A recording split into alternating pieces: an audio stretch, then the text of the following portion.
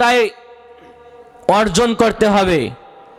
তো একমাত্র আল্লাহ সুবহানাহু ওয়া তাআলার পথ এবং নবীর দেখানো পথ অনুসরণ করলেই আমাদের সন্তান হবে সুশিক্ষিত, গড়ে উঠবে সমাজ। প্রিয় উপস্থিতি, আমাদের সন্তান আমাদের কথা শুনে না কেন? পিতামাতার অবাধ্য কেন? পিতামাতার কথা শুনে না কেন? এর কারণ কি?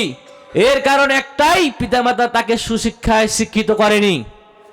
আজকে আমাদের পিতামাতারা অধিকাংশই বৃদ্ধাশ্রমে, বৃদ্ধ হয়ে গেলে পিতামাতার খোঁজ খবর করে না ছেলে সন্তানরা।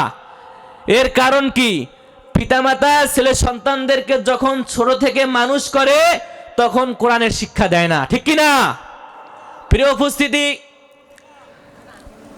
এজন্য আল্লাহ রাসূল সাল্লাল্লাহু আলাইহি সাল্লাম বলতেছেন, খায়রুকুম মান তাআল্লামাল কুরআনা ওয়া আল্লামা।